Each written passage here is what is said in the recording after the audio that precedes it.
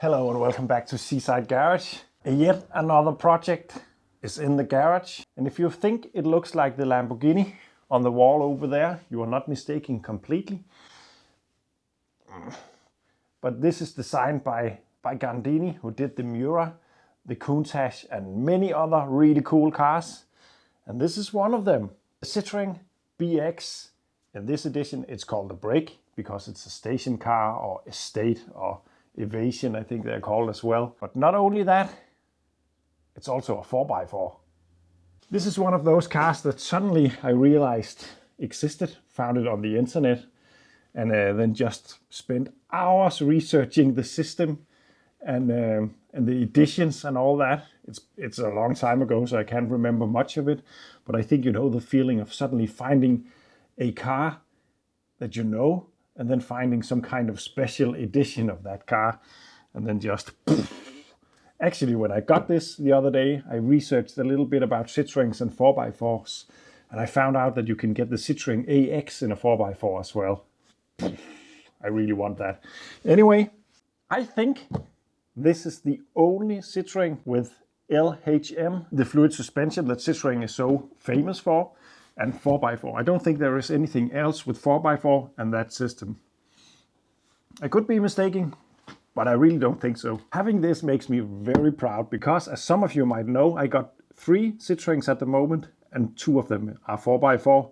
And one of them really should be when you look at it, because the Mahari looks like something that can go everywhere. It's not a 4x4, but the C25 and this one is 4x4. Yes, I know I have a lot of projects at the moment, and I wasn't really looking for more projects, but this one was given to me, and I really, that was impossible to resist for me. I was instantly really intrigued by the whole idea of this car.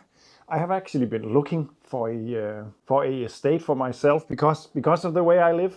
I really could use the boot space, and this one also got a hitch, so it really could fit a lot of my needs for a daily classic. That being said, I don't think it's going on the road anytime soon, because my plans are to get some of the other projects finished so I can sell some of them and also just finish some of the things. So the Datsun and the Princess is up next at least, and most likely also the Saab. But this is here now, and it's not going anywhere before it works at least. There will be no wrenching in this video. This video will just be the first impressions of this car. I have not looked at anything on this car. I have been inside the car because I had to reverse it down a trailer. When we reversed this down of the trailer, the brakes were binding a little bit, but it wasn't actually that bad. It was pretty easy to push, and then suddenly it just beached on my driveway, and it felt quite weird actually. Of course, it's a hydraulic suspension Citroen, so it is rather low when the engine is not running and the pressure is low. And I think it's been around 13 years ago since this was started last, so there's no longer any pressure on that system. So I looked underneath and found out something else is wrong, and it's a bit more complicated than I had hoped, at least. Yeah, at first glance you might see that the exhaust is not looking too good. That's not a big problem though. But inside there, in the back, you'll notice those rubber things.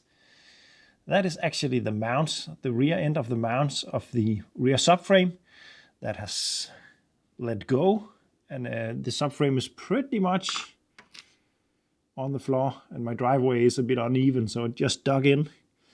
What is kind of weird about this is that these subframe mounts seems to be really difficult to find, but those that I can find, which are no longer in stock anywhere, is nothing like these. I'm pretty sure that these are home built. Also because they really don't look to be up for the task. If you notice that little bit of metal sticking out of the top one, it seems a bit weird that it's not going all the way through with some kind of rubber insulation between.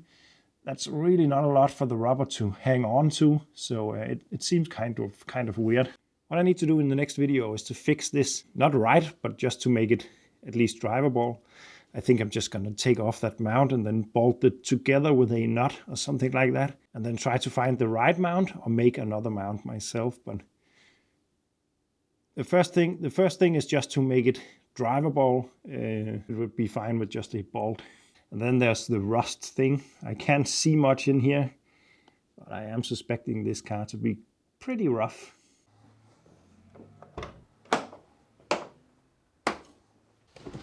This is not my first Citroen BX, it's my second one, so I know a little bit about them. I also had quite a bit of issues with my previous one, so yeah, I have been renting quite a lot of these.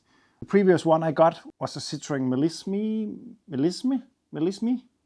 I don't know how that's pronounced, but it's one of the really nice ones with a 1.9 engine. And as it turns out, this is exactly the same engine. It's the 1.9. I think it's pretty similar to the 1.9 GTI Peugeot 205 with a bit of different intake system and so on it. But it's an engine that I really like. It's a nice sounding engine.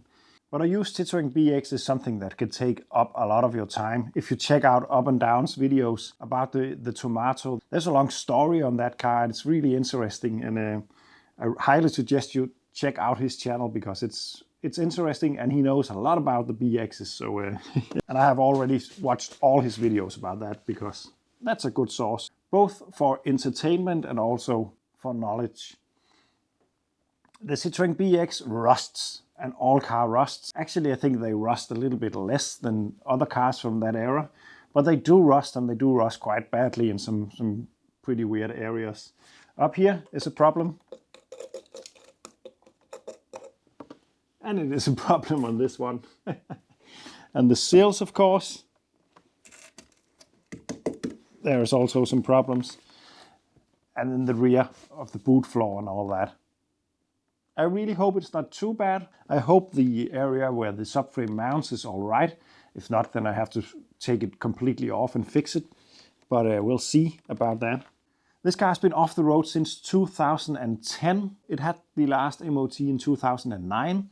And actually it went through that MOT. I can actually check the MOT report from back then. And there were no fault registered at all.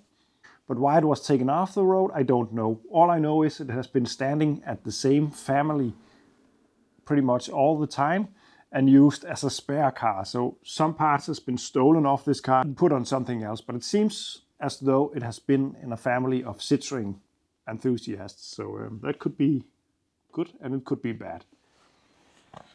So this is an area they tend to rot, and sometimes the door falls off from these, but it's not that bad. But there is some rust, and I think I will have to remove the front wing and assess it a bit better in the future. Oh, that gotta be the paint coat, by the way. In here is a newspaper from 2015. So something has been done in this car since it was taken off the road. Just want to show you the rot in the panels. It's not too bad on this side actually, but it's not good either.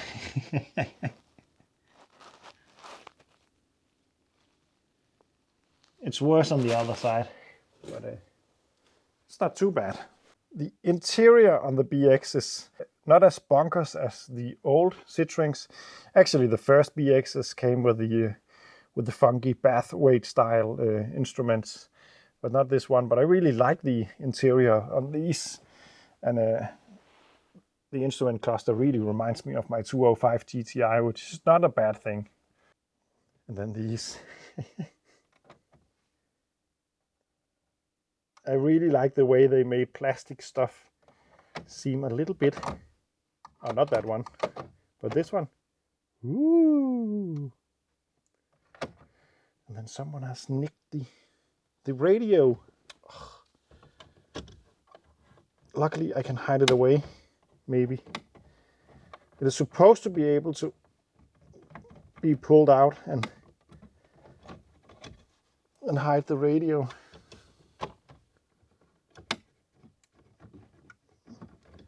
But it's not working.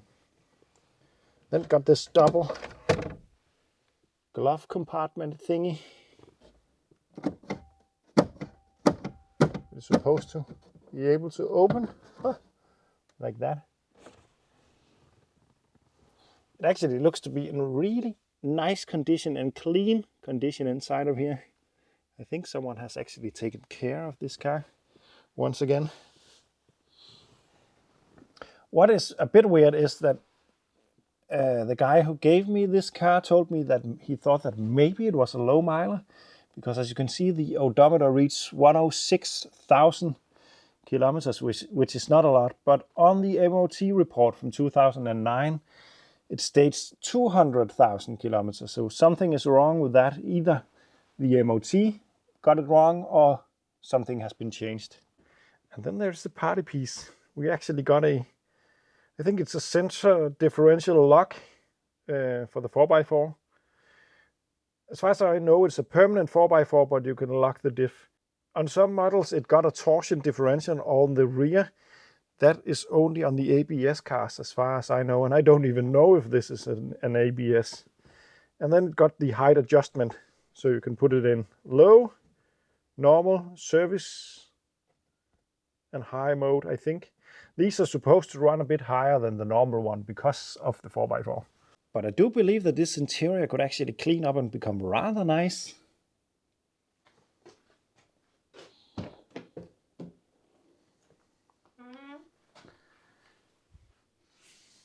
It got a really distinctive smell to it. Not bad, but just it smells exactly like the 205 and my other BX. And then there is a lot of parts in here.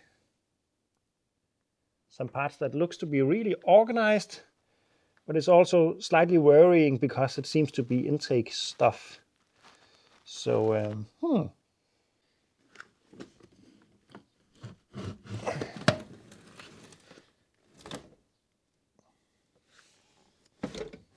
I just watched, oh no! I'm gonna give up on this project. There's a tear in this. I will never be able to fix it. Oh no. A bit of a shame actually, because the interior otherwise looks really nice. So I think it can clean it up really nice. I just watched Up and Down's latest video with the fuel tank. So I know that these bolts are for the fuel tank, and they will most likely snap if I need to take it off. It looks to be quite a pig of a job actually.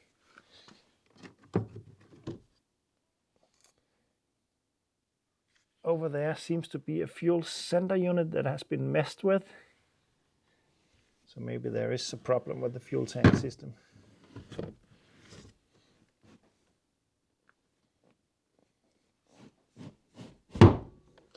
But yeah, this could become pretty nice inside of here, I mean.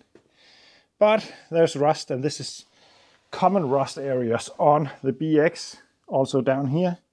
This is where it could get a little bit critical because it's very close to the rear subframe mount, but I'll just have to take it as it comes.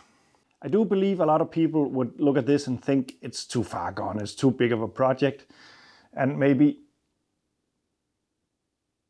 I'm slightly agreeing with that, but the fact that this is a 4x4 makes all the difference. My, there's no rust in the rear tailgate. Woo! The BX got plastic or glass fiber, I think it is, tailgate and some other panels, and also the hood or bonnet out there. But take a look at this. We got spare parts galore. What is this? That's a fuel center unit. So either it's missing from this one, or there's a spare. As far as I know, this car has been used as a spare car for another car, and as far as I know, they used a lot of parts for this car to get another one running to find out what was wrong with that. And I think they put all the parts back to this. So I think most of the parts are there.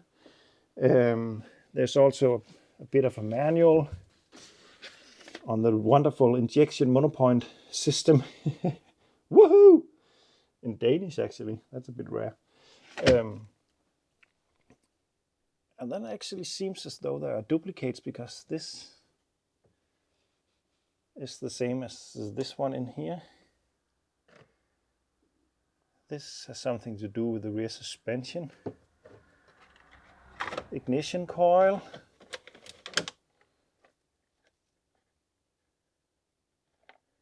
Some sensors and relays. Pretty neatly packed, though. It's not completely chaotic. This is a crankshaft positioning sensor. ECU. Another ECU. This is going to be really interesting. And then we have a booklet on the service of this car. Neo speedometer at 142,000 kilometers. That explains the odometer. Okay. It seems to have service only to 50,000 in 1996. Then I cannot see. Oh, there's another one right here. But I don't think that's a authorized workshop. Really nice.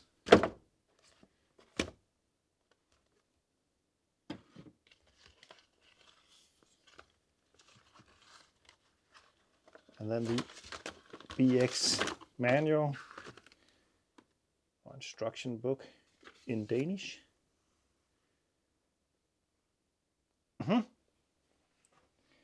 Lots of interesting stuff in here.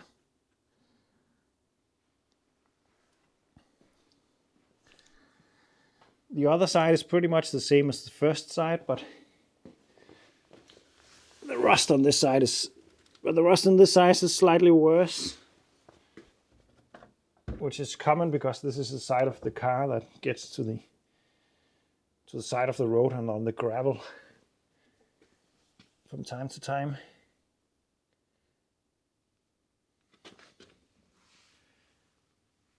Peekaboo! Unfortunately, the front windscreen got a pretty bad crack in it. I don't know if it picks up, but it runs from here and all the way up there.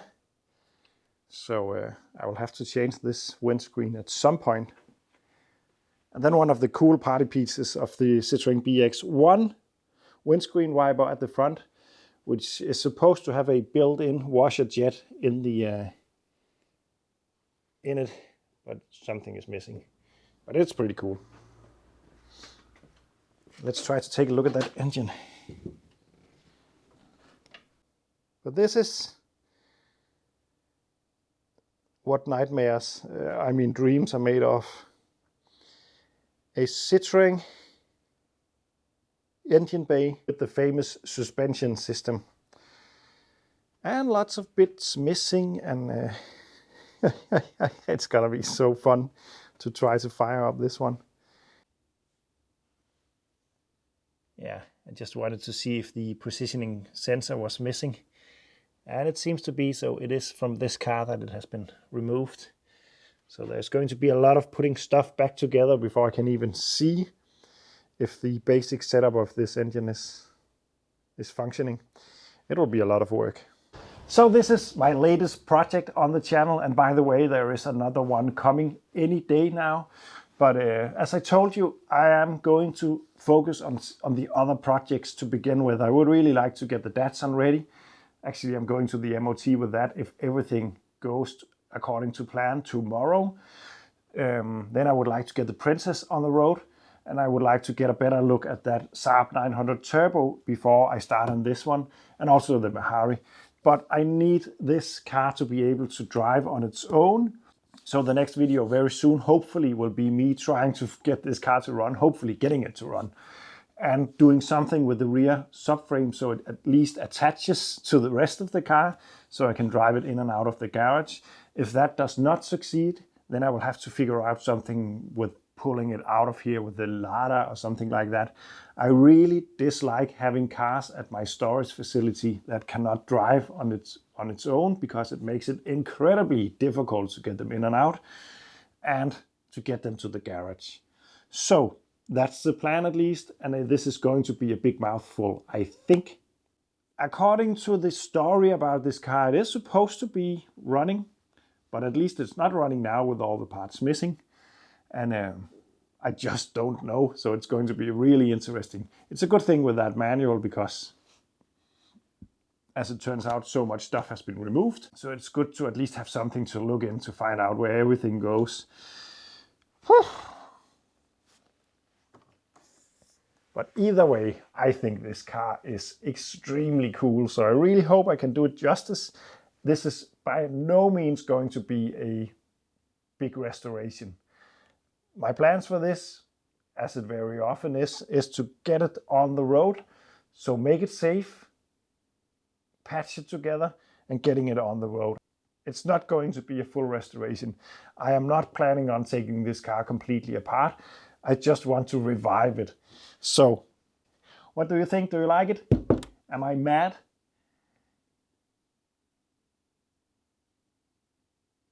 But all I know is that stuff like this makes me really happy. Thank you for watching and see you in the next one.